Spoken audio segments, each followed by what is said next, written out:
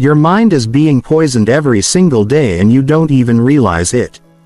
Right now, as you listen to this, there are toxic thoughts, mental viruses, and psychological pollutants flowing through your consciousness, destroying your potential, limiting your success and keeping you trapped in mediocrity. Most people spend more time cleaning their bodies than they do cleaning their minds. And that is why they stay stuck, frustrated, and mentally weak their entire lives. You shower every day, you brush your teeth, you wash your clothes. But when was the last time you actually detoxed your mind? When was the last time you consciously removed the mental garbage, the negative programming, the self-sabotaging beliefs that are running your life behind the scenes? The answer is probably never. And that is exactly why you are not where you want to be in life. Here is the brutal truth. Your mind is not your friend.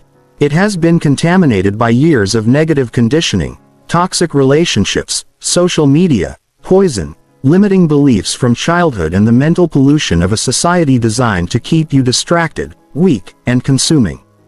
Every day you are being fed mental junk food thoughts that make you anxious, insecure, and mentally sluggish. And just like physical junk food, these mental toxins are slowly killing your potential from the inside out. But here is what 99% of people will never understand. You can detoxify your mind. You can cleanse your mental system, remove the psychological poison, and reprogram your consciousness for clarity, confidence, and unstoppable mental strength. This is not some mystical concept. This is a systematic scientific process that the most successful people in the world use to maintain peak mental performance. The difference between people who achieve extraordinary success and those who stay stuck is not talent, luck, or opportunity. It is the cleanliness of their mental environment. High performers have clean minds. They have removed the mental clutter, eliminated the psychological toxins, and created space for focused, powerful thinking. And by the end of this audiobook, you will know exactly how to do the same. Chapter 1. The Mental Pollution Crisis. Let me tell you something that will shock you. The average person has over 700 thoughts per day. And 95% of those thoughts are exactly the same as the thoughts they had yesterday. Even worse, 80% of those thoughts are negative. Think about that for a moment. Your mind is running the same mental programs over and over again like a broken record stuck on the worst possible song. And you wonder why you feel stuck, anxious, and mentally exhausted. This is the mental pollution crisis that nobody is talking about. We are living in the most mentally toxic environment in human history. Your attention is being hijacked by social media platforms designed by neuroscientists to be addictive. Your thoughts are being influenced by news media that profits from keeping you angry and afraid. Your beliefs are being shaped by advertising that convinces you that you are not enough unless you buy their products. And the worst part is that most of this mental contamination is happening below the level of conscious awareness. You think you are choosing your thoughts, but in reality, your thoughts are being programmed by external forces that do not have your best interests at heart. You are walking around with a polluted mind running toxic mental software and wondering why you cannot achieve the success and happiness you want. The neuroscientist Dr. Joe Dispenza discovered that by age 3595% of who you are is a set of memorized behaviors, automatic emotional reactions, unconscious habits, and hardwired beliefs that function like a computer program. This means that 95% of your life is being run by mental programming that you acquired before you were even an adult. You are not living your life. You are running an outdated mental operating system filled with viruses, bugs, and malware. But here is what the ultra-successful understand. Mental pollution is not permanent. Your brain has something called neuroplasticity, which means it can be rewired, reshaped, and reprogrammed at any age. You can literally delete the mental viruses that are sabotaging your success and install new mental software that supports your goals. But this requires conscious, intentional effort. It requires a systematic approach to mental detoxification. The first step in detoxing your mind is recognizing the sources of mental pollution in your environment. Social media is mental fast food. It gives you quick hits of dopamine but leaves you mentally malnourished, anxious, and addicted to external validation. News media is psychological warfare designed to keep you in a state of chronic stress and fear because stressed, fearful people are easier to control and more likely to consume. Toxic relationships are another major source of mental contamination. Energy vampires who drain your mental resources with their negativity complaints and limiting beliefs. These people dump their psychological garbage into your mental space, and before you know it, you start thinking and feeling like them. You become who you spend time with, and if you are spending time with mentally polluted people, you will become mentally polluted yourself. Negative self-talk is perhaps the most devastating form of mental pollution because it comes from inside your own head. The average person engages in negative self-talk for 5 hours per day. They tell themselves they are not good enough, not smart enough, not worthy enough. They replay past failures, predict future disasters, and create mental movies of everything that could go wrong. This constant stream of mental negativity is like drinking poison and expecting your enemies to die. Chapter 2. The 5 Toxic Mind Viruses. There are 5 specific mental viruses that infect 99% of people and destroy their potential from the inside out. These are not just negative thoughts.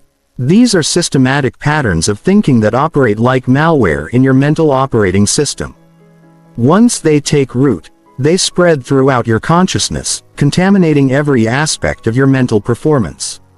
If you do not identify and eliminate these viruses, they will sabotage your success for the rest of your life.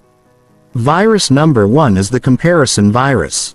This is the mental program that constantly compares your life, your achievements, your appearance, your success to other people. Social media has made this virus particularly virulent because it provides an endless stream of other people's highlight reels to compare yourself against. You see someone's vacation photos and feel inadequate about your own life. You see someone's business success and feel like a failure. You see someone's relationship and feel lonely. But here is what the comparison virus does not want you to know. Comparison is the thief of joy and the killer of motivation. When you compare yourself to others, you are comparing your behind-the-scenes reality to their carefully curated public image. You are comparing your struggles to their victories, your rough draft to their final product. This is not just unfair, it is mentally devastating. The comparison virus convinces you that your worth is determined by how you stack up against other people. But your worth has nothing to do with other people. Your success has nothing to do with other people. Your happiness has nothing to do with other people. The moment you start measuring your life against someone else's life, you have already lost because you are playing a game that cannot be won.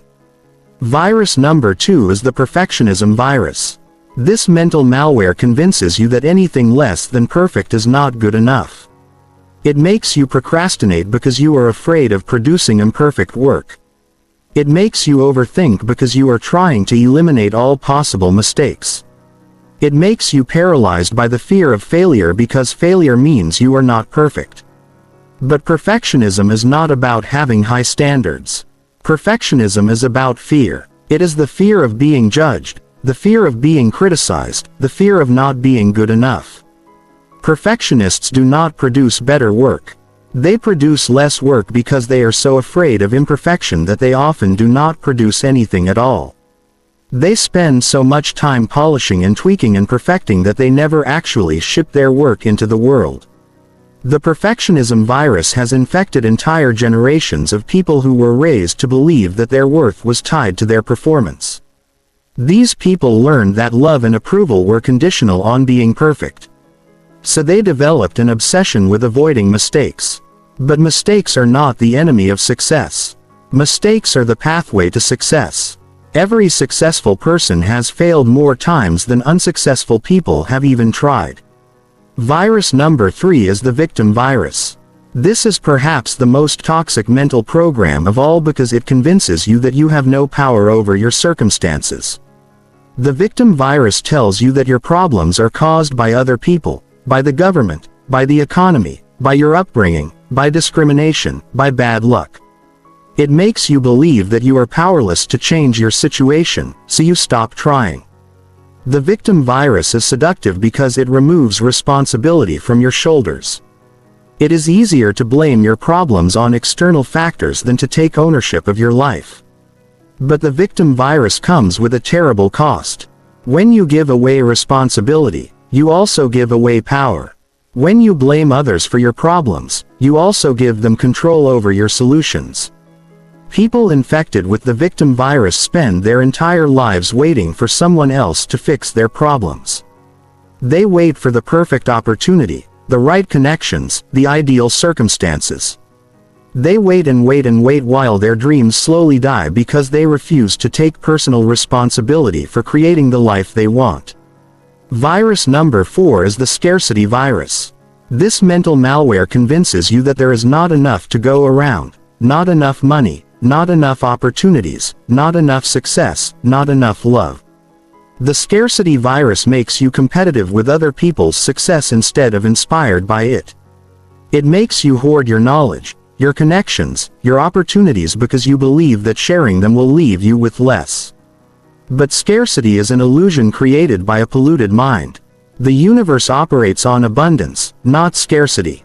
There are infinite opportunities, infinite ways to create value, infinite ways to build wealth, infinite ways to find love and happiness.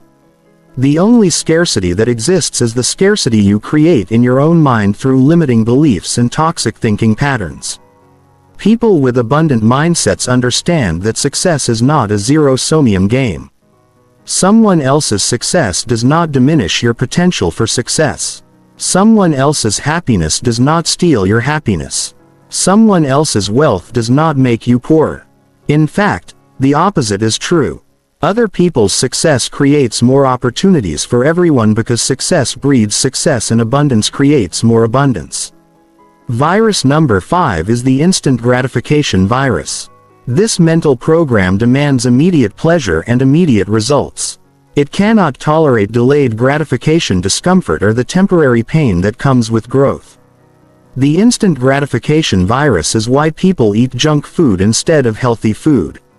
Why they watch Netflix instead of reading books. Why they scroll social media instead of working on their goals. This virus has been amplified by technology that gives us everything instantly. Instant food, instant entertainment, instant communication, instant shopping. Our brains have been rewired to expect immediate rewards. And when we do not get them, we feel frustrated, anxious, and unsatisfied. But everything worthwhile in life requires delayed gratification. Building a business takes years. Developing skills takes months. Creating meaningful relationships takes time. The instant gratification virus destroys your ability to do the hard work necessary for long-term success. It makes you quit when results do not come quickly. It makes you choose short-term pleasures over long-term benefits. It keeps you trapped in cycles of immediate reward seeking that prevent you from building the life you actually want. Chapter 3. The Mental Detox Assessment. Before you can detox your mind, you need to honestly assess the current state of your mental environment. Most people are completely unconscious of the toxic thoughts, beliefs, and mental patterns that are running their lives. They operate on mental autopilot, never questioning whether their thoughts are helping or hurting them. Never examining whether their beliefs are empowering or limiting, never evaluating whether their mental habits are moving them toward their goals or away from them. This mental unconsciousness is dangerous because you cannot change what you do not acknowledge. You cannot detox mental toxins that you do not recognize. You cannot eliminate limiting beliefs that you are not aware of. The first step in any transformation is brutal honest self-awareness. And that is exactly what this assessment will give you. I want you to answer these questions with complete honesty. Do not answer with what you think you should say or what sounds good. Answer with what is actually true. Your ability to transform your mind depends on your willingness to see your current mental state clearly without judgment or denial. Question number 1. What percentage of your thoughts each day are negative? Really think about this. Pay attention to your internal dialogue for the next hour and notice how much of it is worry, doubt, fear, criticism, judgment, or complaint. Most people are shocked to discover that 70 to 80% of their thoughts are negative. If this describes you, then your mind is severely polluted and in desperate need of detoxification. Question number 2. How much time do you spend consuming mental junk food? This includes social media, news, television, gossip, entertainment that does not educate or inspire you. Add up all the hours you spend each day consuming content that makes you feel worse about yourself or the world. Most people spend 4 to 6 hours per day consuming mental pollution and then wonder why they feel anxious, depressed, and mentally foggy. Question number 3. Who are the 5 people you spend the most time with? Write down their names and then honestly evaluate their mental state. Are they positive or negative? Are they growing or stagnating? Are they pursuing their dreams or making excuses? Are they supportive of your goals or do they try to bring you back down to their level? Remember, you become who you spend time with. So, if you are spending time with mentally polluted people, you will become mentally polluted. Question number 4. What limiting beliefs do you have about yourself? What do you tell yourself about what you can or cannot do? What you deserve or do not deserve? What is possible or impossible for someone like you? Common limiting beliefs include I am not smart enough. I am not talented enough. I do not have enough experience. I am too old. I am too young. I do not have enough money. I do not have the right connections. These beliefs are mental viruses that prevent you from even attempting to achieve your goals. Question number 5. How do you handle failure, setbacks, and criticism? Do you use them as learning opportunities or do you use them as evidence that you should give up? Do you bounce back quickly or do you ruminate on them for days, weeks, or months? Your response to adversity reveals the health of your mental immune system. Mentally strong people have developed immunity to the mental toxins of failure and criticism. Question number 6. What is your self-talk like?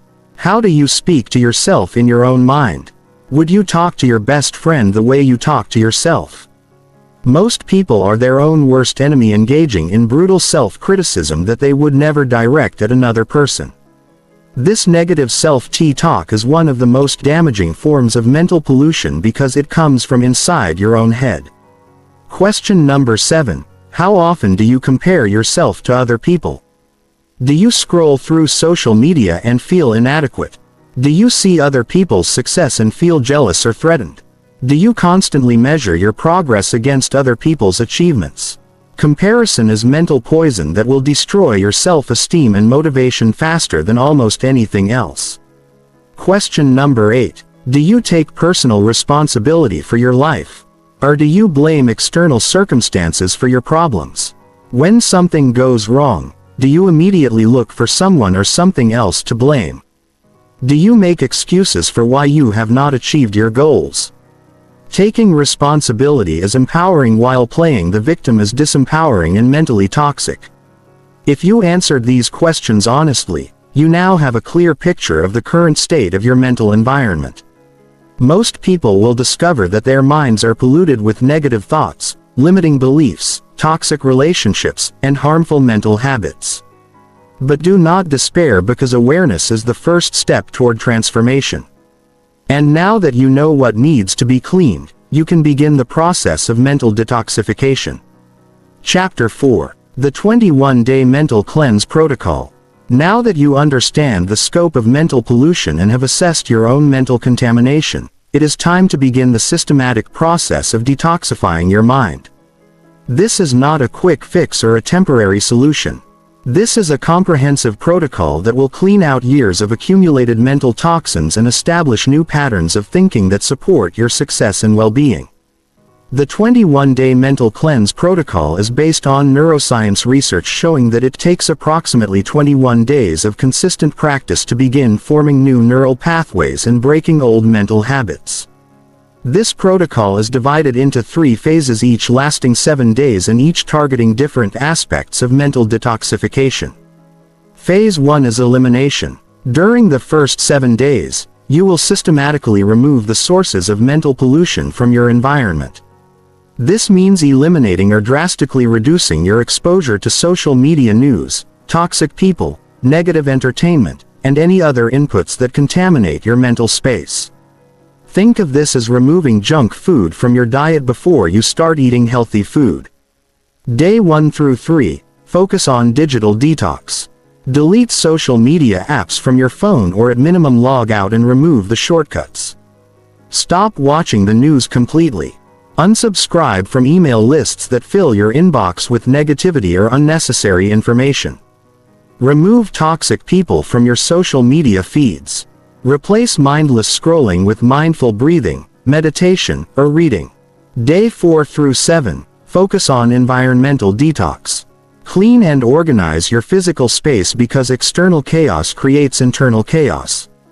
Remove clutter from your home and office. Create a calm, peaceful environment that supports clear thinking. Limit exposure to toxic people who drain your energy or fill your mind with negativity. This might mean setting boundaries with family members, coworkers, or friends who consistently bring drama or negativity into your life.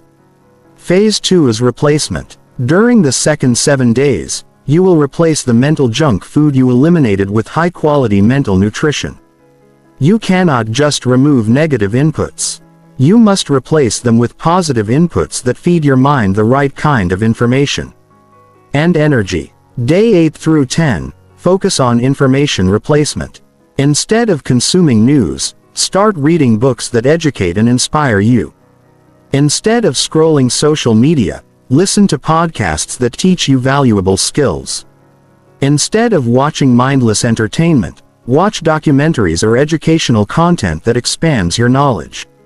Replace mental junk food with mental superfoods. Day 11 through 14, focus on relationship replacement. Start spending more time with people who inspire, challenge, and support you. Seek out mentors, coaches, or peers who are where you want to be in life. Join communities, groups, or organizations focused on growth and achievement. Reduce time with energy vampires and increase time with energy givers. Phase 3 is rewiring. During the final 7 days, you will actively rewire your brain with new thought patterns, beliefs, and mental habits that support your success. This is where you install the new mental software that will run your life going forward. Day 15 to 17, focus on belief rewiring. Identify your limiting beliefs and systematically replace them with empowering beliefs. Write down evidence that contradicts your limiting beliefs. Create affirmations that reinforce your new empowering beliefs. Visualize yourself as the person you want to become. Practice thinking thoughts that support your goals, rather than sabotage them. Day 18 through 21, focus on habit rewiring. Establish daily mental hygiene practices that will keep your mind clean going forward. This includes morning meditation or mindfulness practice, gratitude journaling, positive self-talk, and evening reflection. These practices will become your mental immune system, protecting you from future contamination. Throughout all 21 days, you will practice the 4 pillars of mental detox. Pillar 1 is conscious awareness. Pay attention to your thoughts throughout the day. Notice when negative or toxic thoughts arise and consciously choose to redirect them.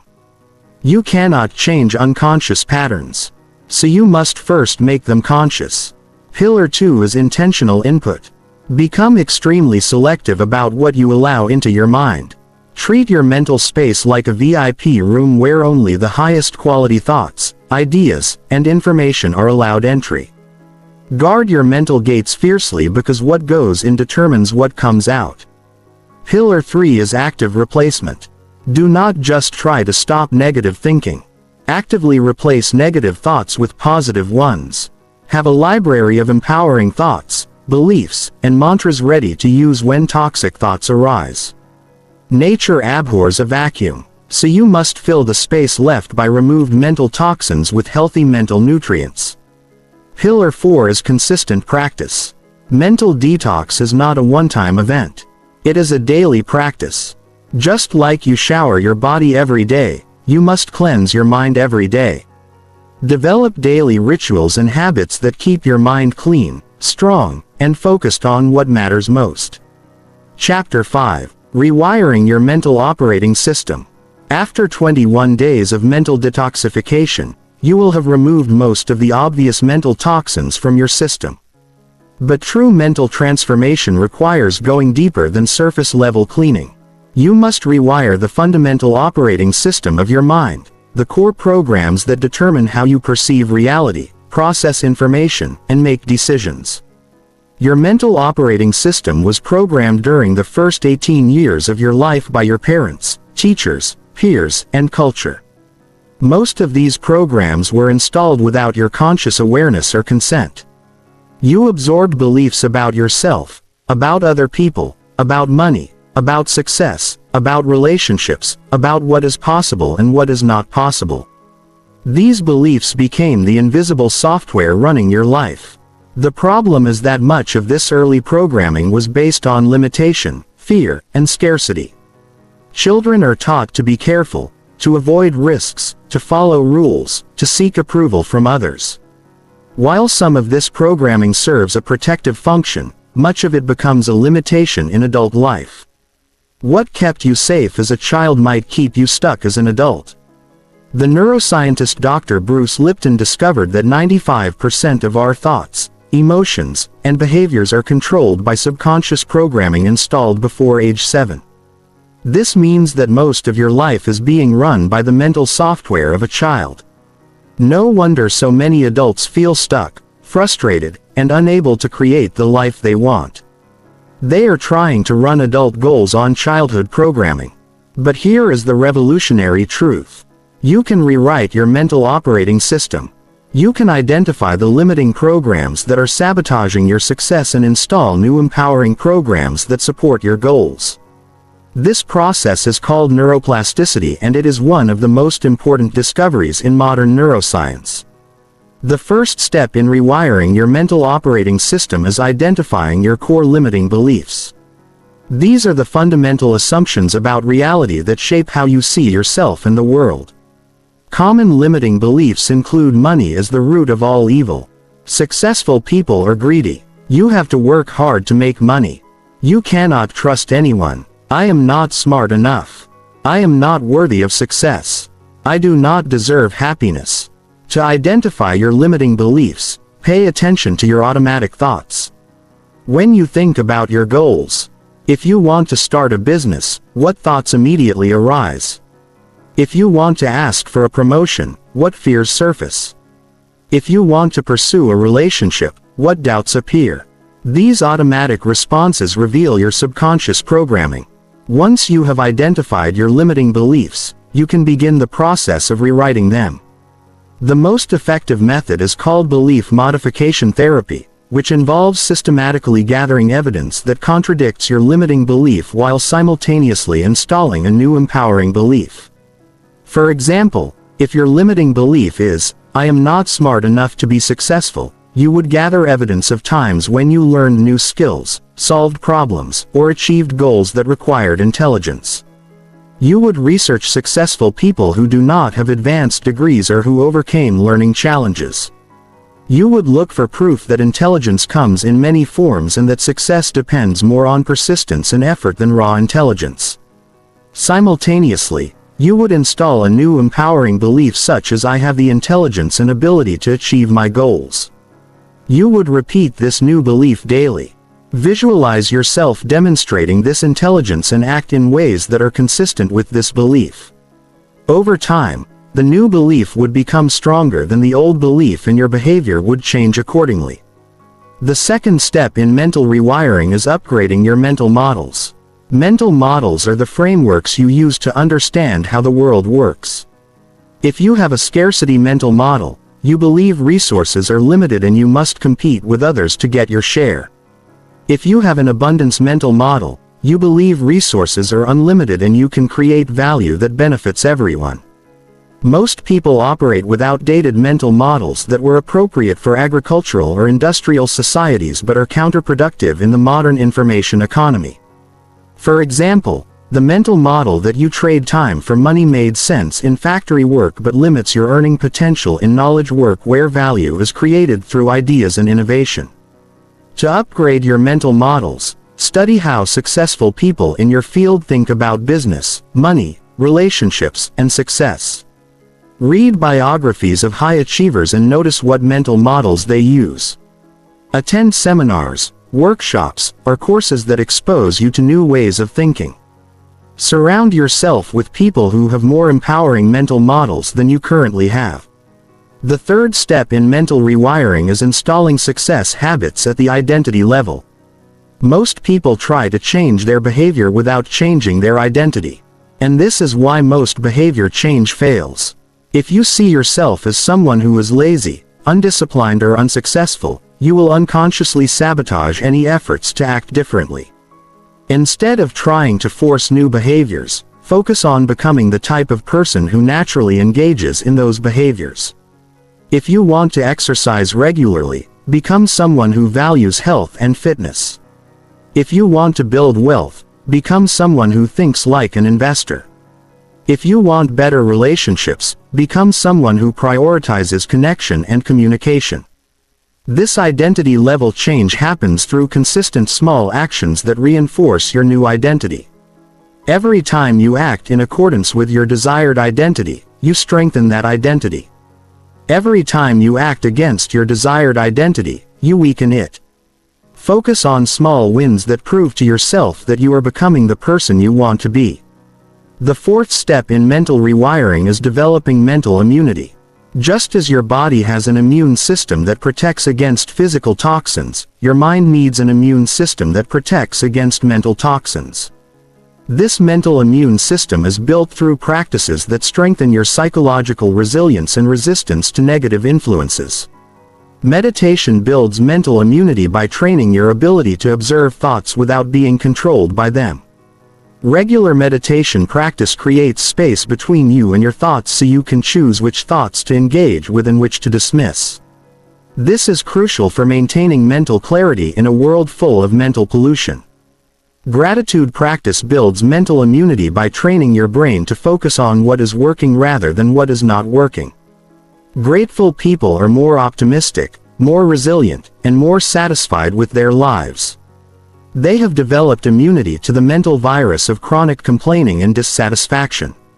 Physical exercise builds mental immunity by reducing stress hormones, increasing endorphins, and improving overall brain function. People who exercise regularly have better mood, better focus, and better ability to handle mental and emotional stress. Exercise is literally medicine for the mind. The final step in mental rewiring is creating mental firewall systems that protect your newly cleaned and upgraded mind from recontamination. This means establishing boundaries around what information, people, and experiences you allow into your mental space. It means developing the ability to say no to mental junk food even when it is socially expected or emotionally appealing. Chapter 6. The Psychology of Mental Strength. Mental strength is not something you are born with. It is not a genetic gift reserved for a select few. Mental strength is a skill that can be developed, trained, and strengthened just like any muscle in your body. But most people misunderstand what mental strength actually is. They think it means being emotionally numb or suppressing difficult feelings. They think it means never experiencing fear, doubt, or uncertainty. This is completely wrong. Mental strength is not the absence of difficult emotions. Mental strength is the ability to feel difficult emotions without being controlled by them. It is the ability to think clearly under pressure, make good decisions when stressed, and maintain focus when everything around you is chaotic. Mental strength is emotional regulation, not emotional elimination. The strongest people in the world still experience fear. They just do not let fear stop them from taking action. They still experience doubt. They just do not let doubt paralyze them into inaction. They still experience anxiety. They just do not let anxiety dictate their decisions. Mental strength is feeling the fear and doing it anyway. Feeling the doubt and moving forward anyway. Feeling the anxiety and staying focused anyway. Research from the University of Pennsylvania shows that mental strength is the #1 predictor of success in any field. More than talent, more than intelligence, more than education, More than connections, people with high mental strength outperform people with higher IQs because they can persist through challenges, bounce back from failures, and maintain focus on their goals despite obstacles, setbacks, and criticism. But mental strength is not just about achievement. Mental strength is about quality of life. Mentally strong people experience less anxiety, less depression, and less stress. They have better relationships, better health, and better overall life satisfaction. They sleep better, handle conflict better, and recover from adversity faster. Mental strength is not just nice to have, it is essential for thriving in the modern world. So, how do you develop unbreakable mental strength? The first component is emotional awareness. Most people are emotionally unconscious. They experience emotions, but they do not understand where those emotions come from, what purpose they serve, or how to manage them effectively. They are at the mercy of their emotional reactions, living in constant emotional reactivity. Emotional awareness means becoming conscious of your emotional patterns. When do you feel anxious and why? When do you feel angry and what triggers it? When do you feel sad or discouraged? And what thoughts or situations precede those feelings? Once you understand your emotional patterns, you can begin to manage them instead of being managed by them. The second component is cognitive flexibility. This is the ability to think about your thinking. Most people believe their thoughts are facts. If they think I am not good enough, they believe it is true. If they think this will never work, they accept it as reality. If they think I always mess things up, they treat it as an unchangeable truth about themselves. But thoughts are not facts. Thoughts are just mental events that arise and pass away. You can observe your thoughts, question your thoughts, and choose which thoughts to believe and which thoughts to dismiss. Cognitive flexibility means recognizing that you are not your thoughts and that you have the power to change your thinking patterns. The third component is stress inoculation. Just like vaccines, expose your body to small amounts of toxins to build immunity. Stress inoculation exposes your mind to manageable amounts of stress to build mental resilience. This means deliberately putting yourself in challenging situations that require you to push through discomfort, uncertainty, and fear. Most people avoid stress and discomfort at all costs.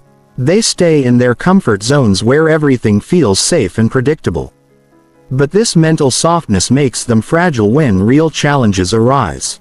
They have no experience dealing with adversity. So when problems occur, they collapse emotionally and mentally. Mentally strong people deliberately seek out challenges.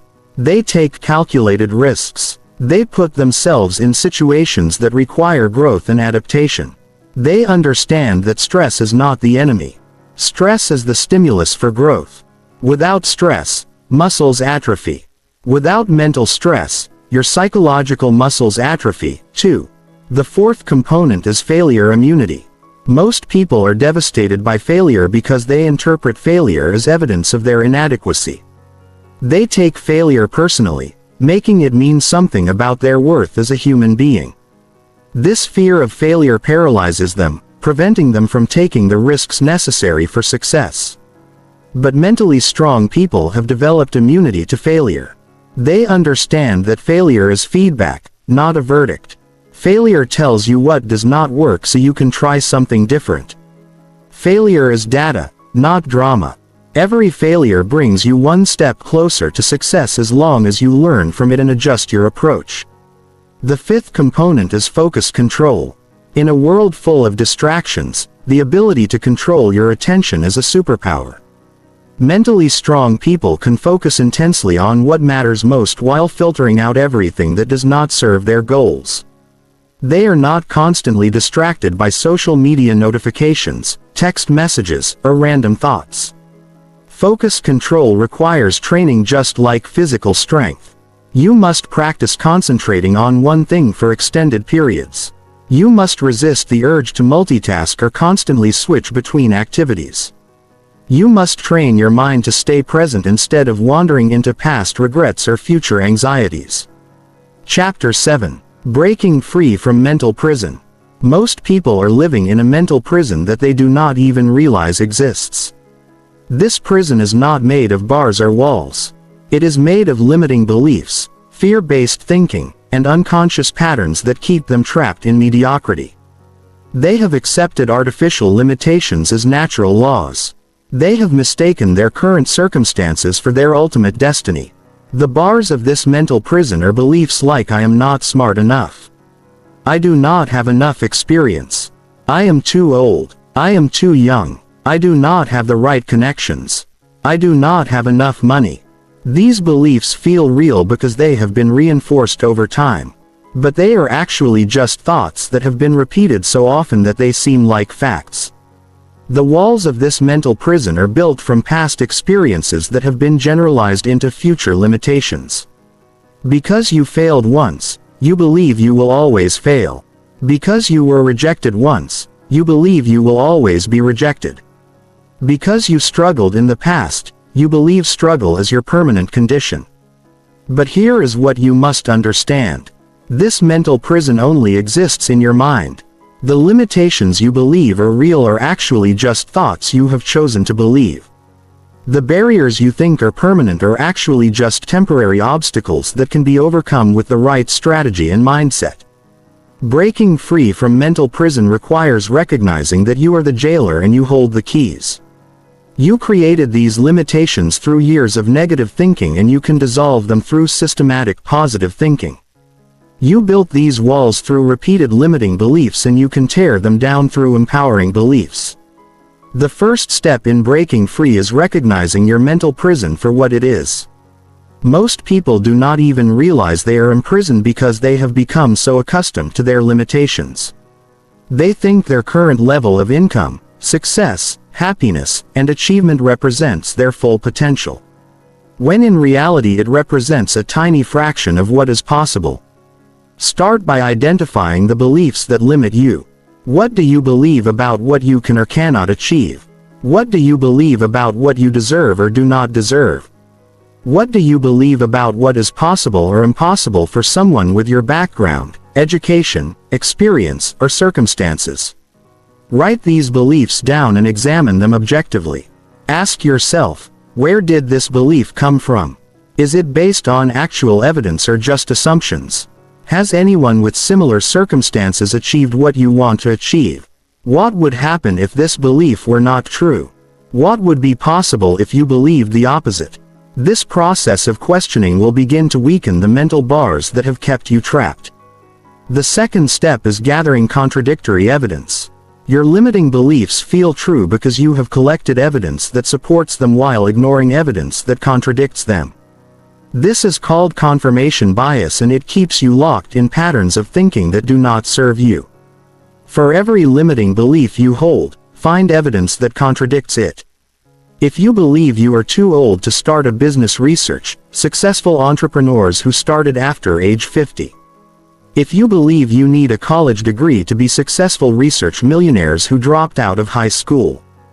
If you believe you need money to make money, research people who built wealth from nothing.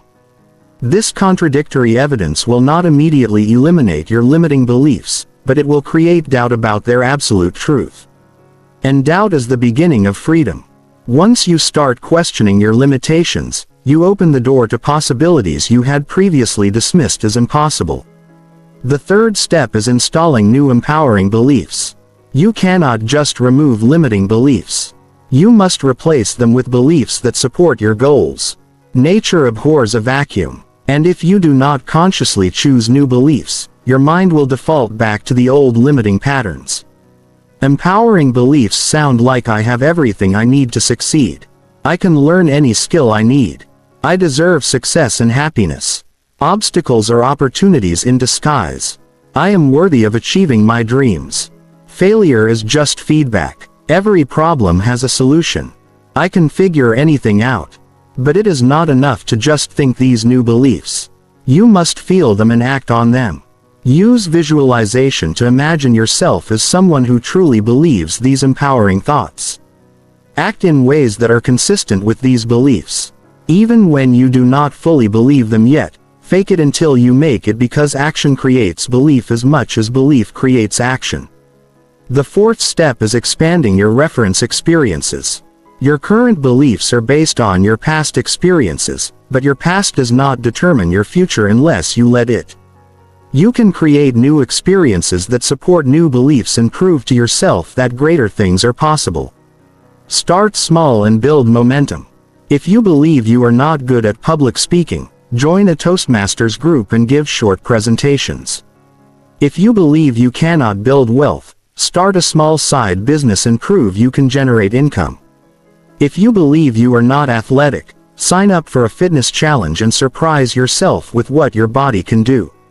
Every new positive experience weakens old limiting beliefs and strengthens new empowering beliefs. You are literally reprogramming your identity through new experiences that prove your old self-concept was too small. The fifth step is surrounding yourself with people who think bigger than you do. Your environment shapes your beliefs more than you realize. If everyone around you thinks small, you will think small. If everyone around you makes excuses, you will make excuses. If everyone around you settles for mediocrity, you will settle for mediocrity. But if you surround yourself with people who think big, take risks, pursue ambitious goals, and believe in unlimited possibilities, you will start thinking and acting the same way. Find mentors who have achieved what you want to achieve. Join communities of people who are growing and achieving. Read books by people who have broken through the same limitations you face. Your mental prison is not as solid as it appears. With the right tools and consistent effort, you can break free and discover possibilities you never imagined. But freedom requires courage. It requires the courage to question everything you have believed about yourself and your potential. Are you ready to break free? Chapter 8. The Neuroplasticity Revolution. One of the most revolutionary discoveries in neuroscience is that your brain can change throughout your entire life. For decades, scientists believed that adult brains were fixed, unchangeable biological computers that could not be upgraded or reprogrammed.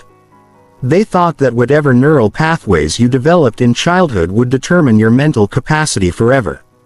This belief was not just wrong, it was devastatingly limiting. It made people believe that they were stuck with whatever mental patterns they had developed. If you were anxious as a child, you would be anxious forever. If you struggled with focus, you would always struggle with focus. If you had limiting beliefs about success, you could never change them. But neuroscientist Dr. Norman Doy proved that the brain has an incredible ability called neuroplasticity. This means that your brain can literally rewire itself, create new neural pathways, and change its structure based on your thoughts, emotions, and behaviors. You are not stuck with the brain you were born with or the brain you developed in childhood. You can upgrade your mental hardware throughout your entire life. This discovery is revolutionary because it means that any mental limitation you currently have can be overcome. Any negative pattern can be changed. Any skill can be learned. Any habit can be developed. Your brain is not a fixed computer. It is a dynamic moldable organ that responds to whatever you consistently feed it. The key word here is consistently. Neuroplasticity requires repetition. Your brain changes based on what you do repeatedly, not what you do occasionally. If you consistently think negative thoughts, your brain will strengthen the neural pathways associated with negativity. If you consistently practice gratitude, your brain will strengthen the neural pathways associated with positive thinking. This explains why some people seem naturally optimistic while others seem naturally pessimistic. It is not genetics. It is neuroplasticity. Optimistic people have strengthened the neural pathways associated with positive thinking through years of practice, while pessimistic people have strengthened the neural pathways associated with negative thinking. The good news is that you can intentionally harness neuroplasticity to rewire your brain for success, confidence, focus, and mental strength. You can literally sculpt your brain like an artist sculpts clay, creating the mental patterns that will serve your goals and dissolving the patterns that hold you back. The first principle of neuroplasticity is focused attention. Your brain changes based on what you pay attention to. Whatever you focus on consistently gets stronger, while whatever you ignore gets weaker. If you constantly focus on your problems, your brain will become expert at finding problems. If you constantly focus on solutions, your brain will become expert at finding solutions. This is why successful people seem to see opportunities everywhere while unsuccessful people only see obstacles. It is not that opportunities do not exist for unsuccessful people. It is that their brains have been wired to focus on problems instead of possibilities. They have literally trained their brains to filter out opportunities and highlight obstacles. To rewire your brain for success, you must become extremely intentional about what you focus on. Instead of watching the news, which trains your brain to focus on problems, read books about successful people, which trains your brain to focus on possibilities. Instead of gossiping about other people's failures, study other people's successes. The second principle of neuroplasticity is emotional intensity. Your brain changes faster when emotions are involved. Experiences that generate strong emotions create stronger neural pathways than experiences that are emotionally neutral. This is why you can remember exactly where you were during major emotional events but cannot remember what you had for lunch last Tuesday. You can use emotional intensity to accelerate the rewiring process. When you visualize your goals, do not just think about them. Feel the emotions of already having achieved them. When you practice new beliefs, do not just repeat words. Feel the truth of those beliefs in your body. When you take action toward your dreams, do it with passion and excitement, not obligation and drudgery. The third principle of neuroplasticity is progressive challenge. Your brain adapts to whatever level of challenge you consistently expose it to.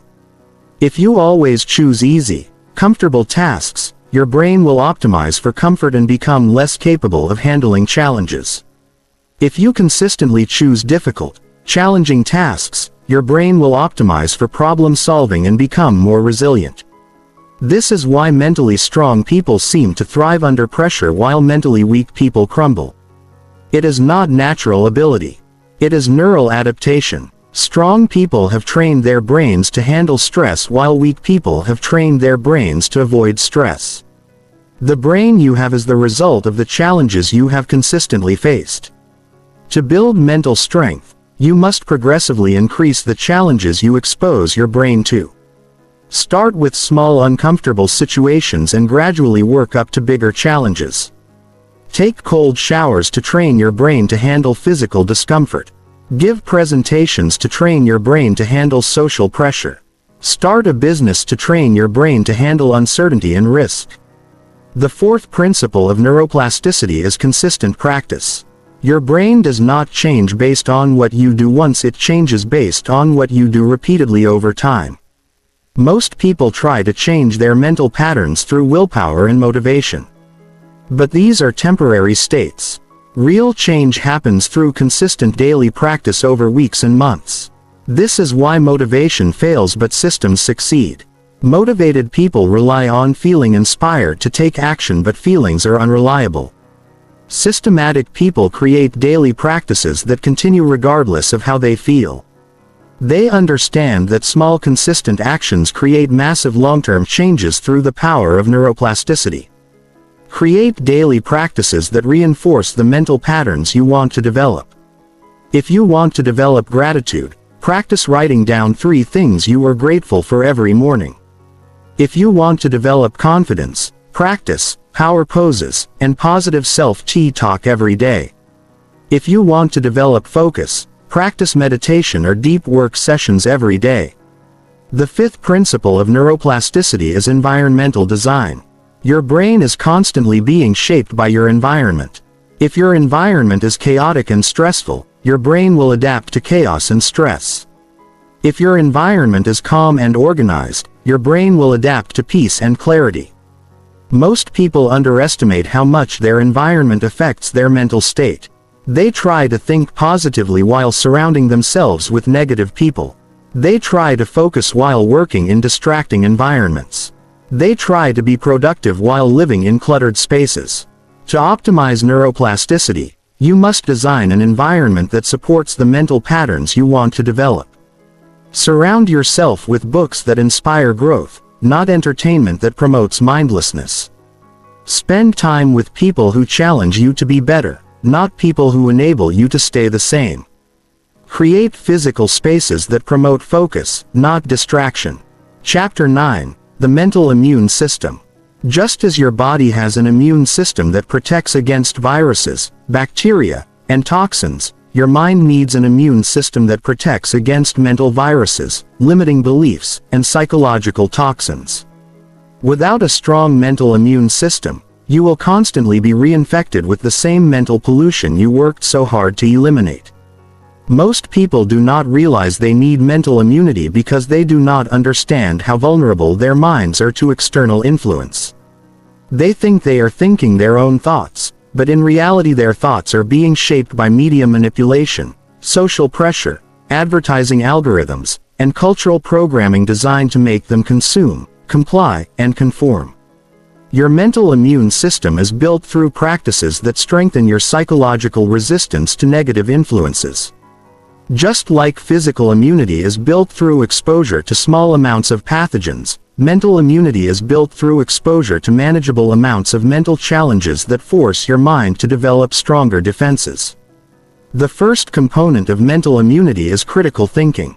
Most people are mental sponges that absorb whatever information they encounter without questioning its accuracy, relevance, or motivation. They believe everything they read, hear, or see without considering whether the source has an agenda or whether the information serves their best interests. Critical thinking means questioning everything. Who is providing this information and why? What do they gain if I believe this? Is this information helping me or manipulating me? Is this fact or opinion?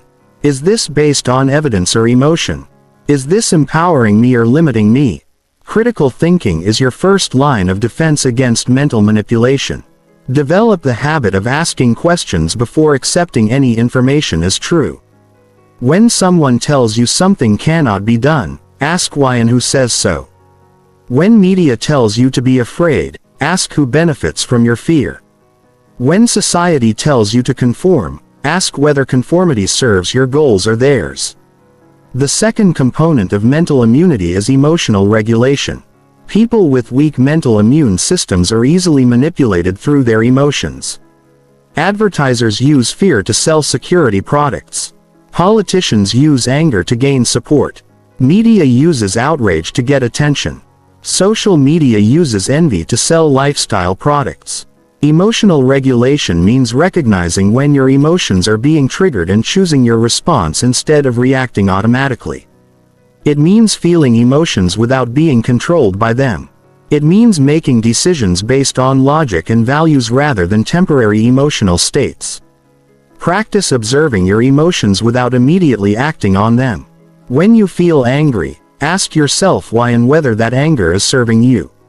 When you feel afraid, ask yourself whether the fear is protecting you or limiting you. When you feel envious, ask yourself whether comparison is helping you or hurting you. The third component of mental immunity is value clarity. People without clear values are easily influenced by whatever values are promoted by their environment. They adopt the values of their peer group, their culture, or whatever values are trending on social media without considering whether those values actually serve their goals and well-being. Clear values act like a filter for your mind. Information and influences that align with your values are accepted while information and influences that contradict your values are rejected. Values provide a stable foundation that cannot be shaken by external pressure or manipulation. Identify your core values and write them down. What matters most to you in life? What principles will you never compromise? What kind of person do you want to be regardless of what others think?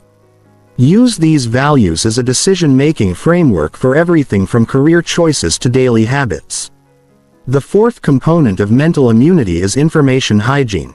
Just like you practice physical hygiene to prevent disease, you must practice information hygiene to prevent mental contamination.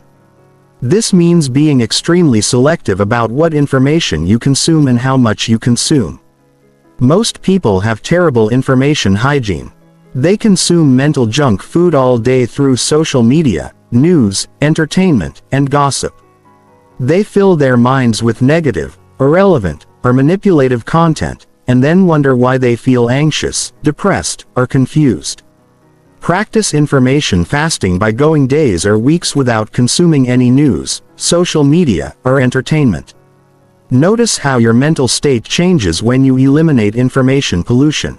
Then gradually reintroduce only high-quality information that educates, inspires, or helps you achieve your goals.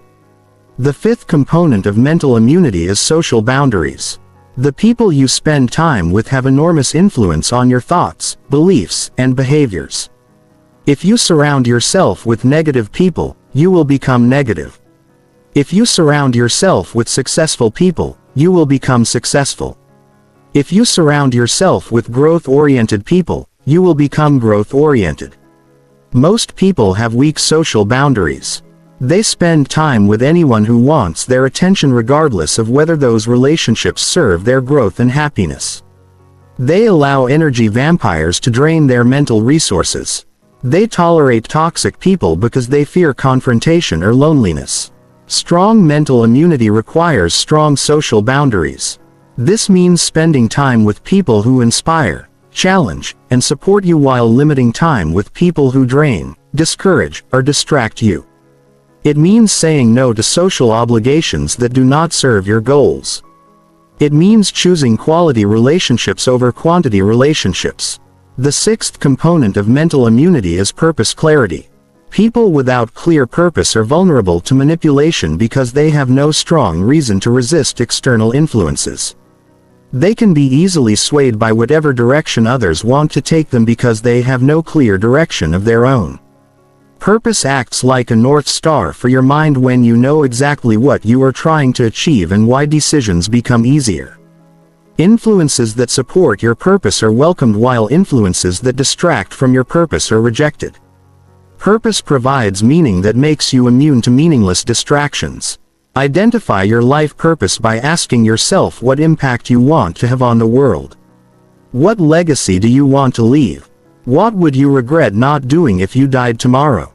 What cause or mission would you pursue even if you were not paid for it? Let this purpose guide every decision and filter every influence. Chapter 10. The Mental Transformation Timeline. Understanding the timeline of mental transformation is crucial for maintaining motivation and avoiding frustration during your mental detox journey. Most people expect immediate results and quit when they do not see instant changes. But mental transformation follows a predictable pattern that you must understand to succeed. The brain is designed to resist change because change requires energy and the brain is always trying to conserve energy. Your current mental patterns exist because they have been repeated thousands of times, creating deep neural pathways that operate automatically. Changing these patterns requires time, persistence, and patience. Days 1 through 7 are the resistance phase. During this phase, your brain will fight the changes you are trying to make. You will experience mental discomfort as your old patterns try to reassert themselves. You will have urges to check social media, thoughts telling you this process is not working, and emotions that try to pull you back to your old ways of thinking. This resistance is normal and expected. It does not mean you are doing something wrong. It means you are doing something right.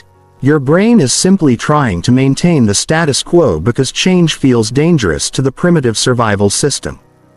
Do not interpret this resistance as evidence that transformation is impossible. During the resistance phase, focus on compliance, not perfection. Your only goal is to follow the detox protocol regardless of how you feel. Do not expect to feel better yet. Do not expect to think more clearly yet. Just focus on eliminating mental toxins and replacing them with mental nutrients. Trust the process even when you cannot see immediate results. Days 8 through 21 are the adaptation phase. During this phase, your brain begins to adapt to the new patterns you are establishing. You will start to notice small improvements in your mood, energy, focus, and overall mental state. The urges to return to old patterns will become weaker while the new patterns will start to feel more natural. This is when many people make the mistake of thinking they are cured and can return to their old habits. They feel better, so they start consuming social media again. They think more clearly, so they stop practicing mental hygiene. They have more energy, so they assume the transformation is complete. This is a critical mistake that will cause them to relapse back to their old mental state. During the adaptation phase, maintain strict adherence to your new mental habits. This is when the real neural rewiring is happening and consistency is crucial. Do not let temporary improvements convince you that you can relax your discipline.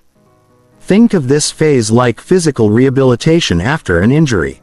Just because you feel better does not mean you are fully healed. Days 22 through 90 are the integration phase. During this phase, the new mental patterns begin to feel automatic and natural. You will notice significant improvements in your ability to focus, handle stress, think clearly and maintain positive emotions. The old toxic patterns will feel foreign and unappealing. But integration does not mean you can abandon the practices that created the transformation. Your new mental patterns are still fragile and require ongoing maintenance. Think of mental hygiene like physical hygiene. Just because you brushed your teeth yesterday does not mean you can skip brushing them today. During the integration phase, establish permanent daily practices that will maintain your mental health long term. This includes morning meditation or mindfulness, evening reflection, gratitude practice, affirmation, fasting, and regular mental challenges that keep your mind strong and resilient. Days 91 through 365 are the mastery phase. During this phase, mental strength and clarity become your new normal. You will have developed strong mental immunity that protects against recontamination. You will naturally think more clearly, focus more intensely, and respond to challenges with greater resilience. The mastery phase is when you begin to see the compound effects of mental transformation.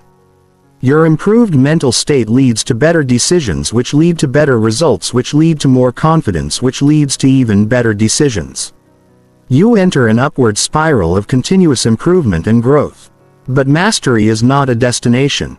It is a practice. The most successful people in the world never stop working on their mental state because they understand that mental strength requires constant maintenance and improvement.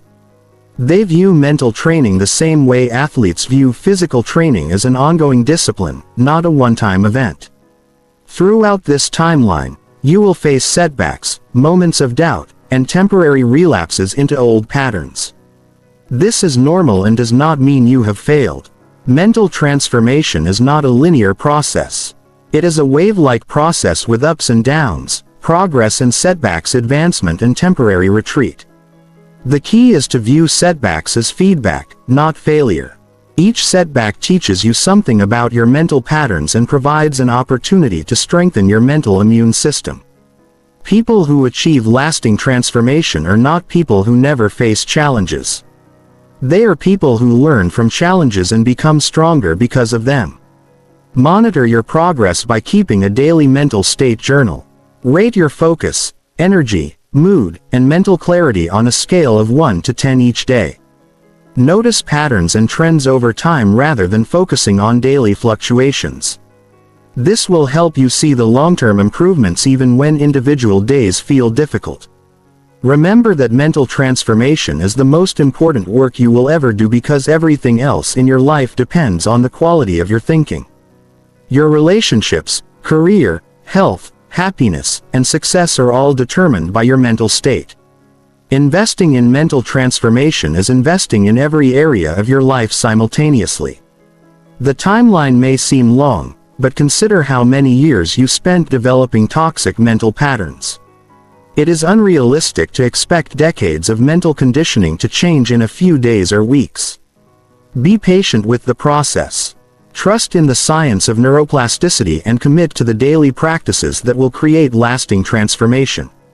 Chapter 11. Advanced Mental Training Techniques. Now that you understand the fundamentals of mental detoxification, it is time to explore advanced techniques that will take your mental performance to elite levels.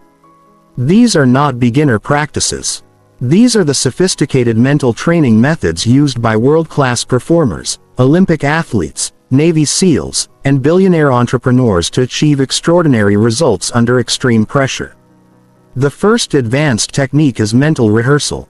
Visualization. Most people think visualization is just daydreaming or wishful thinking, but true mental rehearsal is a precise systematic practice that literally rewires your brain for peak performance. When you visualize an action, your brain fires the same neural patterns as when you actually perform that action. This is why Olympic athletes spend hours mentally rehearsing their routines before competition. But there is a right way and a wrong way to practice mental rehearsal. Wrong visualization is vague, fuzzy, and lacks emotional intensity. You picture yourself being successful but without specific details, sensory information, or strong emotions. This type of visualization has minimal impact on your neural pathways and produces weak results. Correct mental rehearsal is vivid, detailed, and emotionally intense. You see yourself performing specific actions in specific environments with specific people. You hear the sounds, feel the physical sensations, taste the air, and experience the emotions of success. You rehearse not just the outcome, but the entire process, including how you will handle obstacles, setbacks, and unexpected challenges. For example, if you want to give a powerful presentation, do not just visualize applause at the end. Visualize walking into the room feeling confident despite nervous energy. See the faces of the audience members, hear your voice. Projecting clearly. Feel your body language, expressing authority. Rehearse handling tough questions, recovering from mistakes, and maintaining composure under pressure.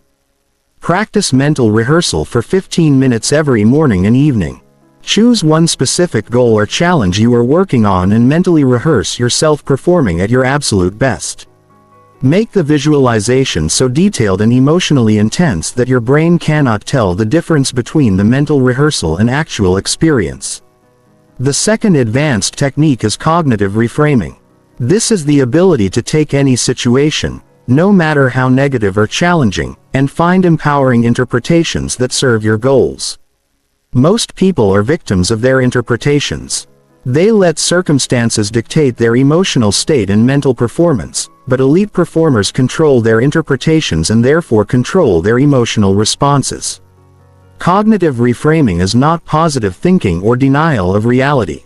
It is the practice of choosing interpretations that empower you rather than limit you. When faced with a setback, most people interpret it as evidence that they are failures or that their goals are impossible.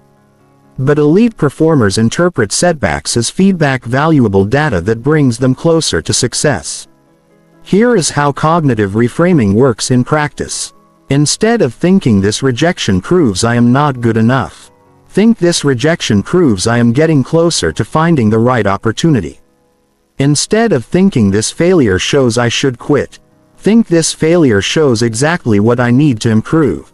Instead of thinking this criticism means I am terrible, think this criticism gives me specific information about how to get better. The key is to always ask yourself, what empowering meaning can I give to this situation? How can I interpret this in a way that makes me stronger, more motivated, and more focused on my goals?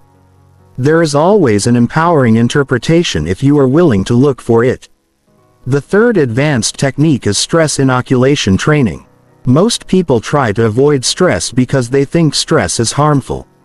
But controlled exposure to stress actually makes you mentally stronger, more resilient, and better able to perform under pressure. This is the principle behind stress inoculation training used by military special forces and emergency responders. Stress inoculation means deliberately exposing yourself to manageable amounts of physical, mental, and emotional stress to build your tolerance and improve your performance. This could mean taking cold showers to build physical stress tolerance, doing public speaking to build social stress tolerance, or setting challenging deadlines to build performance stress tolerance. The key is to gradually increase the intensity of stress exposure over time. Start with challenges that create moderate discomfort and progressively work up to more intense challenges. Each successful experience of handling stress builds confidence and neural pathways that make you stronger for the next challenge. But stress inoculation must be combined with recovery and adaptation. Just like physical training requires rest days, mental training requires periods of recovery where you process the stress and allow your mental muscles to strengthen. Without adequate recovery, stress becomes destructive rather than constructive. The fourth advanced technique is attention training through meditation. Most people think meditation is about relaxation or spiritual enlightenment. But for elite performers, meditation is attention training. It is the practice of strengthening your ability to focus on what matters while filtering out distractions. In a world full of attention hijackers, this skill is invaluable. There are many forms of meditation, but concentration meditation is most effective for building mental strength. This involves focusing your attention on a single object like your breath, a mantra or a visual image, and returning your attention to that object every time your mind wanders. Start with 5-minute sessions focusing on your breath. Count each exhale from 1 to 10. Then start over at 1. Every time your mind wanders, which it will, simply notice the distraction and gently return your attention to counting. Do not judge yourself for mind wandering. Just practice the skill of redirecting attention. Gradually increase the duration to 20 or 30 minutes per day. The goal is not to stop thinking. The goal is to strengthen your ability to choose where you direct your attention. This skill transfers to every area of life, giving you greater focus during work conversations and challenging situations. The fifth advanced technique is emotional state management. Elite performers understand that emotions are not things that happen to them. Emotions are states they can control and direct. They do not wait to feel motivated. They create motivation. They do not hope to feel confident. They generate confidence. They take active control of their emotional states. Emotional state management involves 3 components: physiology, focus, and language. Your emotional state is determined by how you use your body, what you focus on, and how you talk to yourself. Change any of these 3 elements, and you change your emotional state. Physiology means using your body to create the emotions you want. Stand tall with your shoulders back and chest open to create confidence. Move with energy and purpose to create motivation. Breathe deeply and slowly to create calm. Take a cold shower to create alertness. Exercise intensely to create positive emotions through endorphin release. Focus means directing your attention to thoughts and images that create empowering emotions. Focus on your goals to create motivation. Focus on your past successes to create confidence. Focus on what you are grateful for to create joy. Focus on how you can serve others to create purpose. Language means using self-talk that supports the emotional state you want to create. Instead of saying "I have to," say "I get to." Instead of saying "this is hard," say "this is challenging and I love challenges." Instead of saying "I hope this works," say "I know this will work because I will make it work." Chapter 12. Building Unbreakable Focus. In the modern world, the ability to focus deeply is becoming a rare and valuable skill. Most people have trained their brains for distraction through constant multitasking, social media consumption, and information overload. They have weakened their focus muscles to the point where they cannot concentrate on a single task for more than a few minutes without feeling restless, anxious, or bored. But focus is not just nice to have. Focus is the foundation of all achievement. Every breakthrough, every masterpiece, every world-changing innovation was created through periods of deep focused attention. Without the ability to focus, you cannot think deeply, learn effectively, or produce high-quality work. Focus is the gateway to flow states, peak performance, and extraordinary results. The neuroscientist Dr. Cal Newport discovered that the ability to focus without distraction on cognitively demanding tasks is becoming increasingly rare and increasingly valuable. People who can focus deeply will have enormous advantages in knowledge work, while people who cannot focus will be relegated to shallow, busy work that produces minimal value. Building unbreakable focus requires understanding the difference between focused attention and scattered attention. Focused attention is when you direct your mental energy toward a single task or goal with full intensity. Scattered attention is when your mental energy is divided between multiple tasks, thoughts, or stimuli, reducing your effectiveness on all of them. Most people spend their entire days in scattered attention mode. They check email while working on projects. They listen to podcasts while exercising.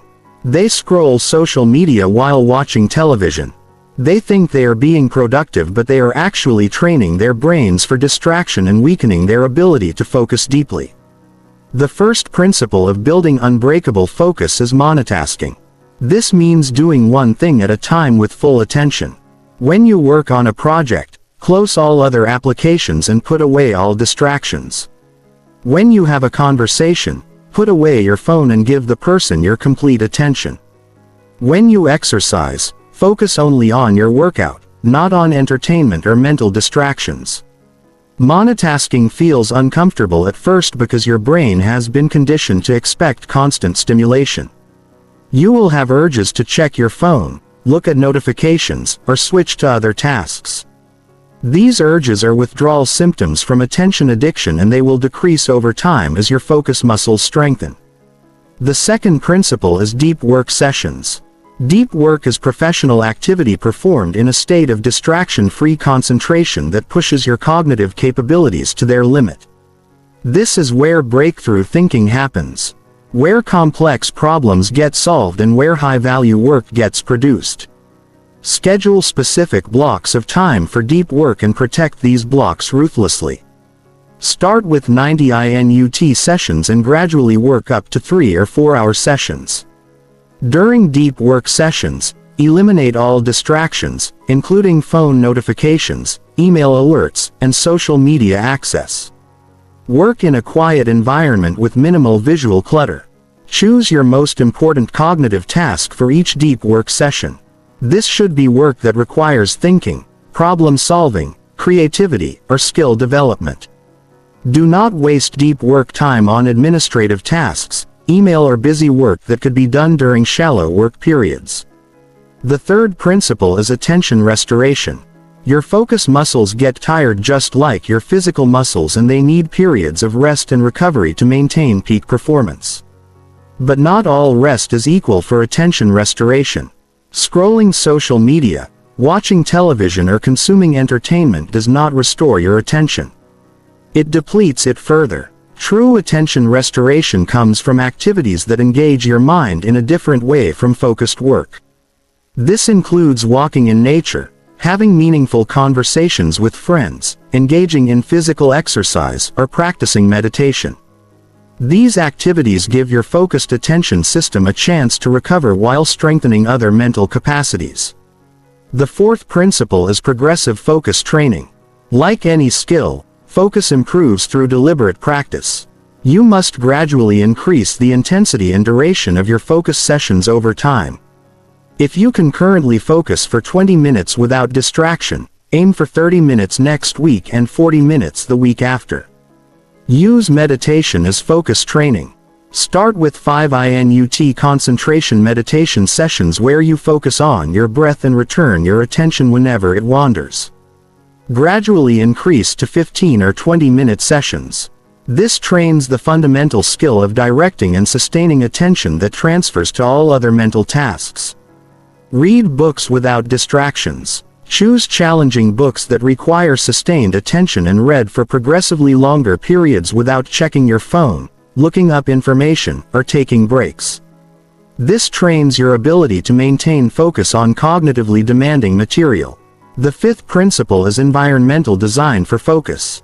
Your environment either supports focus or undermines it. Most people try to focus in environments designed for distraction, then wonder why they struggle with concentration. Your physical environment, mental environment, and social environment all affect your ability to focus. Design your physical environment to minimize distractions and maximize focus. Work in a clean, organized space with minimal visual clutter. Remove or hide anything that might pull your attention away from your work. Use noise-canceling headphones or work in quiet spaces. Have everything you need for your work easily accessible so you do not need to break focus to find tools or materials. Design your mental environment by preparing your mind before focus sessions. Review your goals and priorities to remind yourself why this work matters. Clear your mind of unrelated thoughts by writing them down in a capture system. Set a specific intention for what you want to accomplish during the focus session. Design your social environment by communicating your focus boundaries to others. Let family members, coworkers, and friends know when you are in deep work mode and should not be interrupted except for emergencies. Train people to respect your focus time just like they would respect your sleep time. The sixth principle is focus recovery techniques. Even with perfect environmental design and strong focus muscles, you will have moments when your attention wavers or becomes scattered. Instead of giving up and switching to distracted work, use specific techniques to quickly restore your focus. The reset breath technique involves taking 3 deep breaths while consciously releasing mental tension and setting a fresh intention to focus. This creates a clean break between distracted thinking and focused thinking. Use this technique whenever you notice your mind wandering or your attention scattering. The micro-meditation technique involves closing your eyes for 60 seconds and focusing only on your breath. This gives your attention system a brief reset and often restores focus more effectively than taking a longer break that involves additional stimulation. The priority reminder technique involves reading your most important goal or priority statement to reconnect with your motivation for focusing. When you remember why this work matters, your brain automatically increases its focus intensity. Chapter 13. The Elite Mind. There is a distinct difference between average minds and elite minds. It is not intelligence, education, or talent that separates them. Elite minds have developed specific patterns of thinking that allow them to see opportunities where others see obstacles, find solutions, where others see problems and create success, where others create excuses. The first characteristic of elite minds is systems thinking. Average people think in terms of individual events, causes, and effects. Elite people think in terms of systems, patterns, and feedback loops.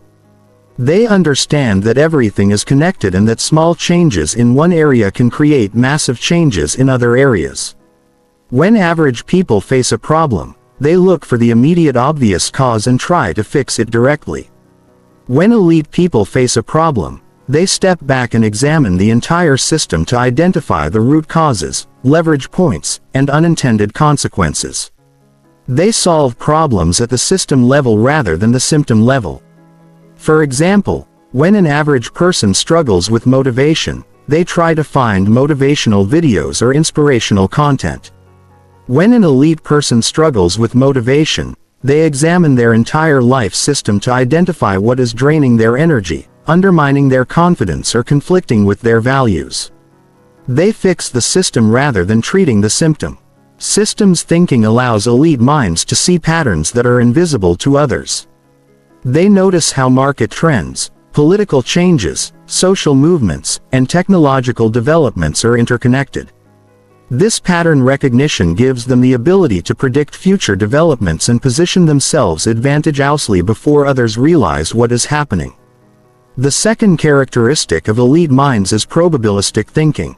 Average people think in terms of certainties.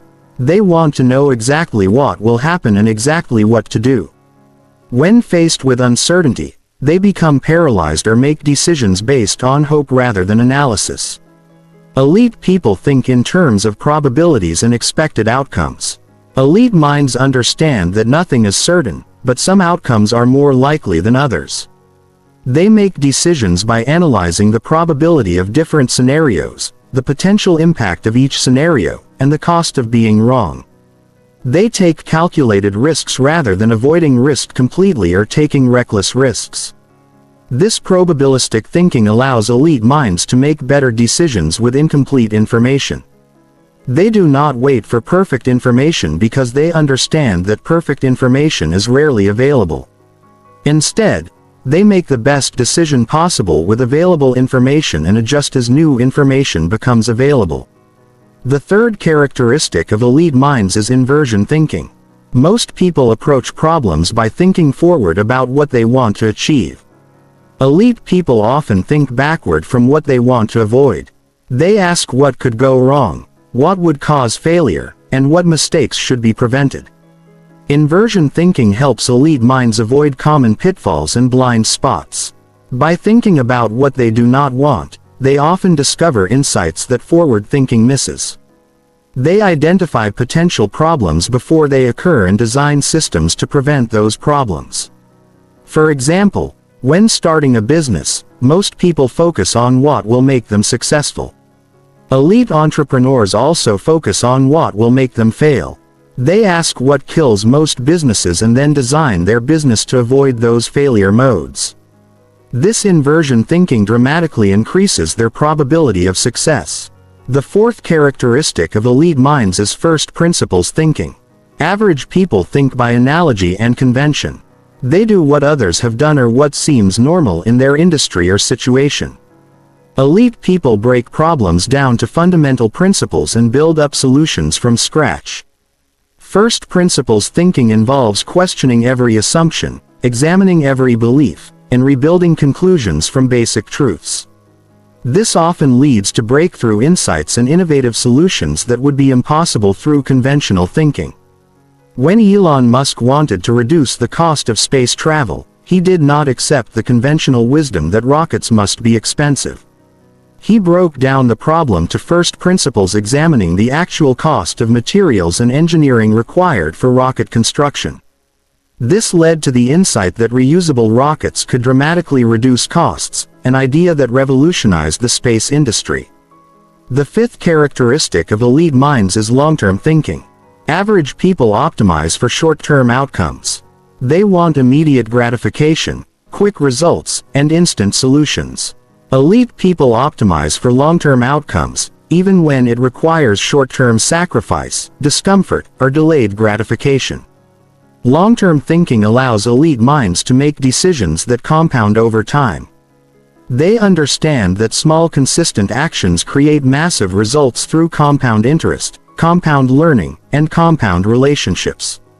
They plant seeds today that will grow into trees decades later. This long-term orientation also gives elite minds patience and persistence when working toward ambitious goals. They do not expect overnight success, and they do not quit when results do not come quickly. They understand that meaningful achievement takes time, and they are willing to invest that time. The sixth characteristic of elite minds is contrarian thinking. Average people follow the crowd and go with consensus opinion. Elite people think independently and are willing to disagree with popular opinion when their analysis leads to different conclusions. Contrarian thinking does not mean being contrary for the sake of being different. It means thinking independently, examining evidence objectively, and reaching conclusions based on logic rather than social pressure. Elite minds are willing to be wrong, but they are not willing to be intellectually lazy. This contrarian thinking often leads elite minds to see opportunities that others miss. When everyone is selling, they might be buying. When everyone is pessimistic, they might be optimistic. When everyone is following one path, they might be exploring a different path. The seventh characteristic of elite minds is learning orientation. Average people believe they know enough or that their education is complete. Elite people believe they know almost nothing and that learning is a lifelong process. They are constantly seeking new information, new perspectives, and new skills. Elite minds understand that the world is changing rapidly and that what worked yesterday might not work tomorrow. They stay intellectually humble and curious, always asking questions, challenging their assumptions, and updating their beliefs based on new evidence. This learning orientation allows elite minds to adapt quickly to changing circumstances. While others are stuck in old patterns, elite minds are developing new patterns that better fit current realities. They see change as opportunity rather than threat. Chapter 14. Mental Mastery Maintenance. Achieving mental clarity and strength is just the beginning. The real challenge is maintaining that clarity and strength over time. Most people make the mistake of thinking that once they have detoxed their mind, they can return to their old habits and maintain their new mental state. This is like thinking you can get physically fit and then stop exercising while maintaining your fitness. Mental mastery requires ongoing maintenance just like physical fitness requires ongoing exercise. Your mind is constantly being influenced by your environment, your relationships, your information consumption, and your daily habits.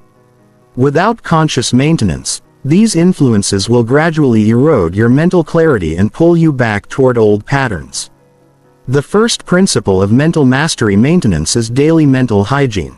Just as you brush your teeth every day to maintain dental health, you must practice mental hygiene every day to maintain mental health. This includes meditation, mindfulness, reflection, and conscious thought monitoring. Start each day with a mental hygiene routine that sets your mind in the right state. This could include 10 minutes of meditation, 5 minutes of gratitude practice, and setting clear intentions for the day.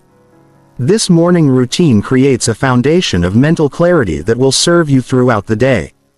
End each day with a mental review that processes the day's experiences and prepares your mind for rest. Reflect on what went well, what you learned, and what you want to improve tomorrow. This evening routine helps you learn from each day and maintain forward momentum. The second principle is environmental maintenance. Your mental state is constantly being influenced by your physical environment, your information environment, and your social environment. You must actively maintain these environments to support your mental clarity and prevent recontamination. Regularly audit your physical environment and remove anything that creates stress, distraction, or negative emotions. Keep your living space and workspace clean, organized, and conducive to clear thinking. Surround yourself with objects, books, and images that inspire you and remind you of your goals. Regularly audit your information environment and eliminate sources of mental pollution. Unsubscribe from negative news sources, social media accounts that make you feel bad, and email lists that clutter your inbox with irrelevant information. Be ruthless about protecting your mental space from information that does not serve your goals. Regularly audit your social environment and limit time with people who drain your energy or fill your mind with negativity. This does not mean being antisocial. It means being selective about who gets access to your mental space. Prioritize relationships with people who inspire, challenge, and support your growth. The third principle is progressive challenge. Your mental muscles need progressive overload just like your physical muscles. If you always stay within your comfort zone, your mental strength will plateau and eventually decline. You must regularly challenge yourself with new difficulties that force your mind to grow stronger. Set monthly mental challenges that push you beyond your current limits. This could include learning a new skill, taking on a difficult project, giving a presentation, or having a difficult conversation. These challenges should feel uncomfortable but not overwhelming. Keep a record of the challenges you have overcome and the mental strength you have built through those experiences. This record will remind you of your capabilities during moments of doubt and motivate you to continue seeking growth through challenge. The fourth principle is recovery and regeneration. Mental training, like physical training, requires periods of recovery where your mind can rest, restore, and consolidate new patterns. Without adequate recovery, your mental performance will decline, and you will become more vulnerable to stress and negative influences. Build regular periods of mental rest into your schedule. This includes sufficient sleep time in nature away from technology and devices and activities that restore your mental energy rather than drain it. Do not feel guilty about taking mental breaks. They are essential for maintaining peak performance. Learn to recognize the early signs of mental fatigue and respond by increasing your recovery practices rather than pushing harder. Mental fatigue manifests as decreased focus, increased irritability, poor decision-making, and negative thinking. When you notice these signs, prioritize rest over productivity. The fifth principle is continuous learning and adaptation. The world is constantly changing and your mental models must evolve to remain effective. What worked in the past might not work in the future, and you must be willing to update your thinking based on new information and changing circumstances. Read books that challenge your current thinking and expose you to new perspectives. Seek out people who have different viewpoints and learn from their experiences. Travel to new places that expose you to different cultures and ways of thinking. Take courses that teach you new skills and expand your mental capabilities. Be willing to change your mind when presented with compelling evidence. Intellectual humility, the willingness to admit when you are wrong, is a sign of mental strength, not weakness. Elite minds are constantly updating their beliefs based on new evidence, while weak minds cling to old beliefs despite contrary evidence. The sixth principle is teaching and mentoring others. One of the best ways to maintain your own mental mastery is to teach others what you have learned. Teaching forces you to organize your knowledge, clearly identify the key principles, and continuously refine your understanding. Find opportunities to share your knowledge through writing, speaking, coaching, or mentoring. This could be as simple as helping a friend or family member, or as formal as creating content or leading workshops. The act of teaching will deepen your own understanding and help you maintain the practices that created your mental transformation. Remember that mental mastery is not a destination. It is a journey. There is no point where you can declare yourself mentally perfect and stop working on your mind. The most successful people in the world never stop learning, growing, and refining their mental capabilities. They understand that mental mastery is a lifelong practice that requires daily commitment and continuous effort. Chapter 15. Living with a Detoxed Mind. After completing the mental detox process and establishing maintenance practices, you will experience a dramatically different quality of life. Living with a detoxed mind means thinking clearly, focusing deeply, and responding to challenges with calm confidence instead of anxious reactivity. It means making decisions based on logic and values rather than emotions and impulses. The first benefit of a detoxed mind is crystal clear thinking. Mental pollution clouds your judgment, makes you confused, and leads to poor decision-making. When your mind is clean, you can see situations accurately, analyze problems objectively, and generate creative solutions easily. Complex decisions that once felt overwhelming now feel manageable because your thinking process is clear and systematic. You will notice that you no longer get caught up in mental loops of worry, doubt, and overthinking. Your mind becomes like a calm lake that reflects reality accurately rather than a stormy ocean that distorts everything. This mental clarity allows you to see opportunities that were always there but were hidden by mental fog. The second benefit is unshakable confidence. Mental pollution erodes your confidence through negative self-talk, limiting beliefs and constant comparison to others. When your mind is detoxed, these confidence killers lose their power over you. You develop quiet inner confidence based on self-knowledge, self-acceptance, and faith in your ability to handle whatever challenges arise. This confidence is not arrogance or delusion. It is realistic confidence based on understanding your strengths, developing your capabilities, and proving to yourself that you can overcome obstacles. You stop seeking validation from others because you have developed internal validation based on your own standards and values. The third benefit is emotional mastery. Mental pollution makes you emotionally reactive. External events trigger automatic emotional responses that control your behavior and decision. With a detoxed mind, you develop emotional regulation. You feel emotions fully, but you are not controlled by them. You become the observer of your emotions rather than being lost in them. When anger arises, you notice it, feel it, and choose how to respond rather than reacting automatically.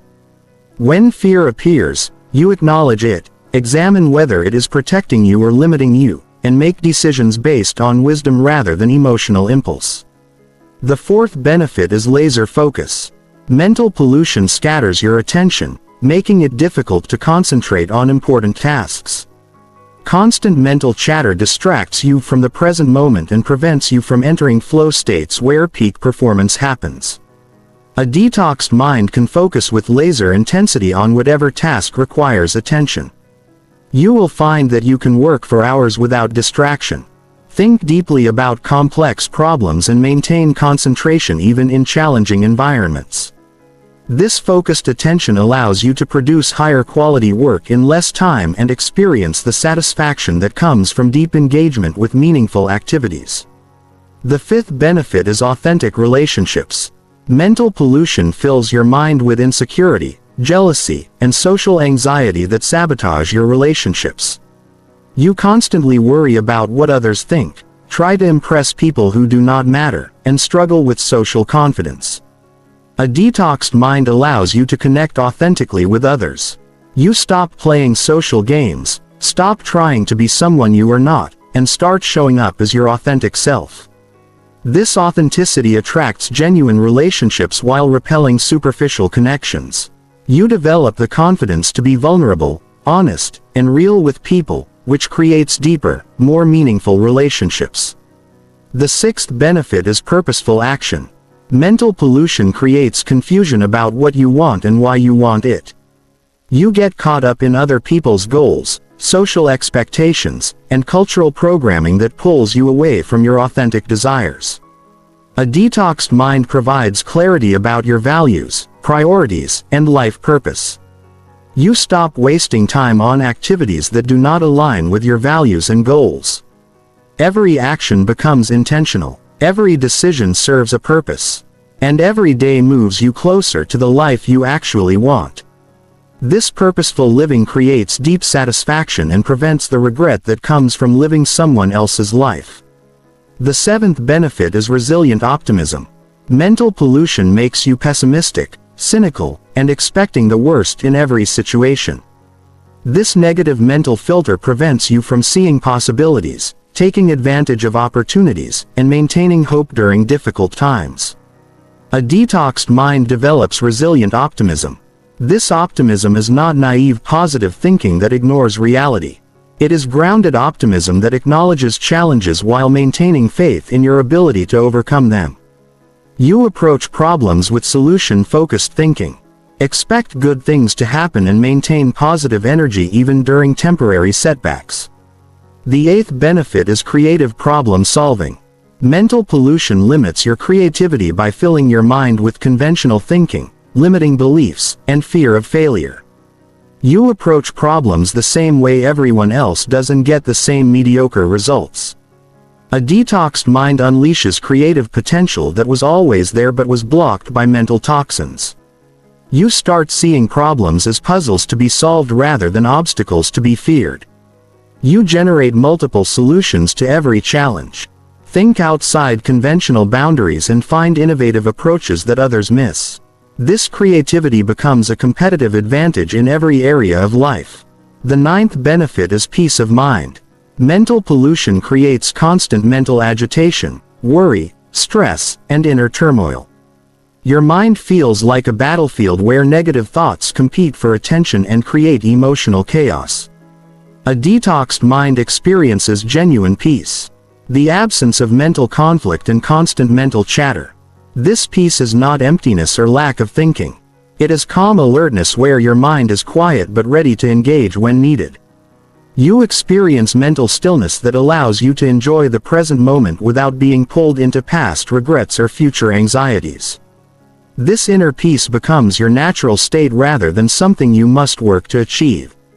Living with a detoxed mind means living at a higher level of consciousness, awareness, and intentionality. You become the conscious director of your mental life rather than being unconsciously controlled by random thoughts, emotions, and external influences. You create your inner reality rather than being a victim of circumstances.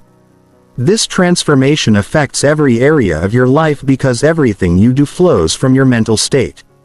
Your career, relationships, health, happiness, and success all improve when your mind is operating clearly and powerfully. Mental detox is not just about feeling better. It is about becoming the person you were always meant to be. But remember that maintaining this detox state requires ongoing commitment.